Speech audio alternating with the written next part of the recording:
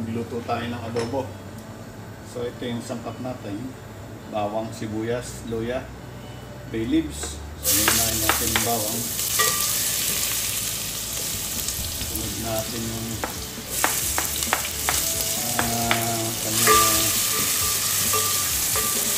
luya.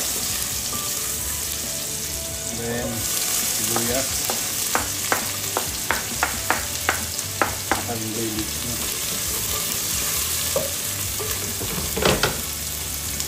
Pwede na rin natin ilagay yung ground black pepper.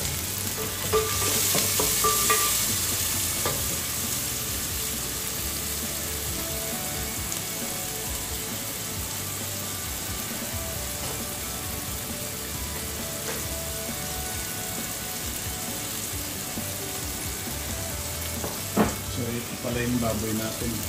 Ayan na rin natin yun. Ang kusahin lang natin siya.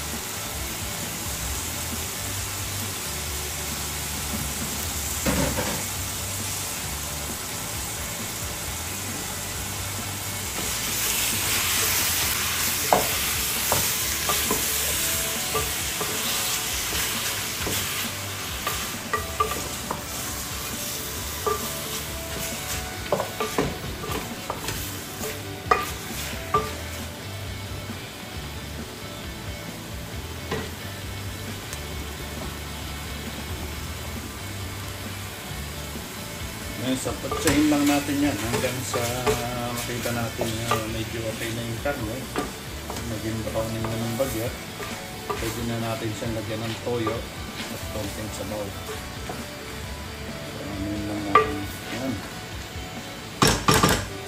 Adobo.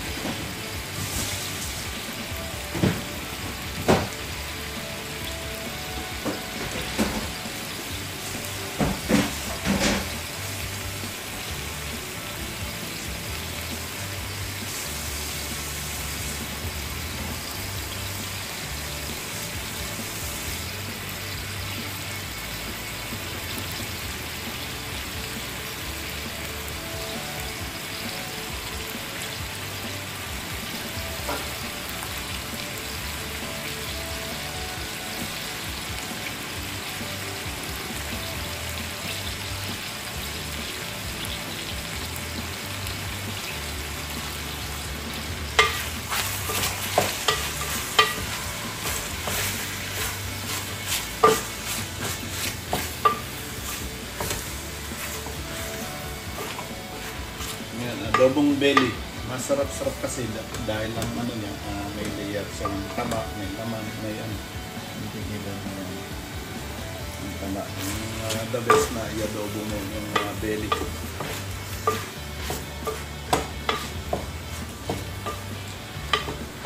Konti pang browning yun. So ito pala yung mga sangkap natin, yung pang-gisa natin, bawang, sibuyas, luya, bay leaves, may ground black pepper tayo, may toyo tayo na dato puti, at may toyo tayo. Kahit anong toyo pwede nyo gamitin. So ayan yung gamit ko. So ito yung available. Then lagyan natin ng konting asukal para mag-neutralize yung ano nyo. Konti lang para ma-neutralize yung lasa niya. So, i-browning pa natin ng mga ilang minuto to. Then lalagyan na natin ng toyo at ng suka niya. So yan lang, ganyan lang ang pag-adobo na mabilis. Igisin nyo lang. Pwede nyo pagsama-samahin tapos pakuluan nyo na lang. Yung pinaka madali. Pero ito yung ginagawa ko, nakasanayan ko na ginigisa ko siya sa bawang, sibuyas, luya, bay leaves. Then lalagyan ko na ng ground black pepper. Pwede nyo dagdagan, pwede nyo lagyan ng sili po kung anong gusto nyo. Or ayan.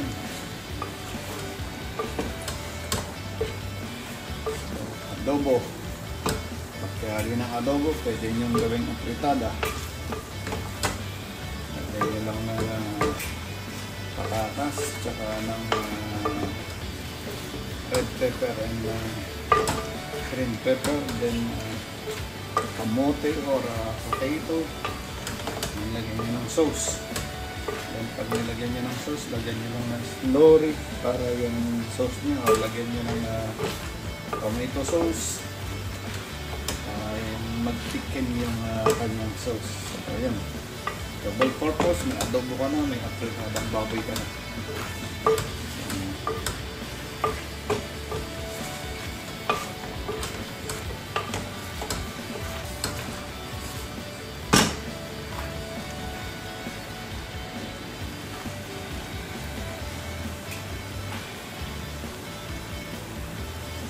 Ilang minuto pa.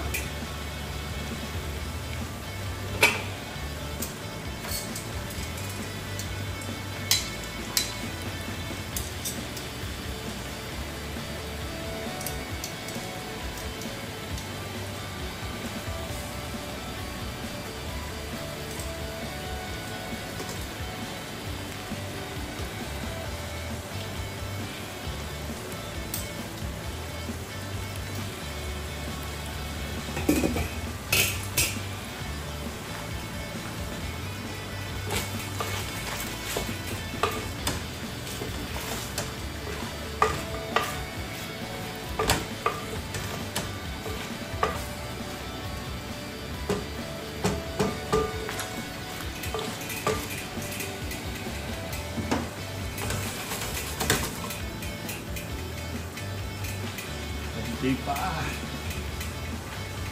Ganyan. Lagyan na natin ang toyo.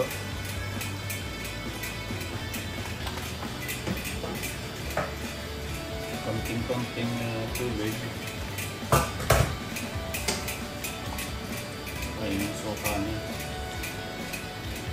Tansya-tansya lang. Then konting asukal.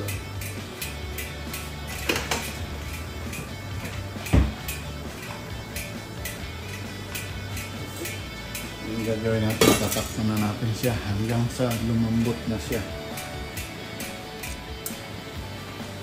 Yan pala, pagkatapos ng mga ilang minuto, yung pagpapalambot at pagpapakulo.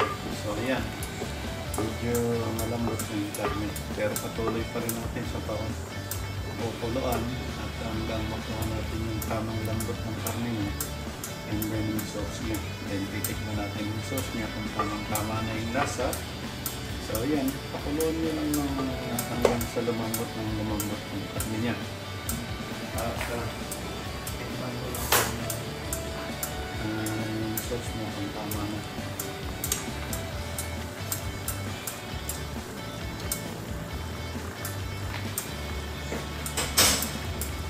So, tama na yung lasa niya. Pakuluan pa natin ng mga ilang minuto hanggang sa lambot ng karne niya. So, yan na. Mayroon na tayong adobong baboy na belly. Pwede kang magluto ng marami. Lagay mo sa container kung ano lang yung kakainin mo, yung lang ang iniinit mo. Then later on, pwede mong mag-isa at gawin mong apritada. So, yan na ang ating adobo. Maraming salamat at kung nagustuhan niyo yung video na ito, paki-like, share o subscribe na rin sa aking Facebook channel. Thank you!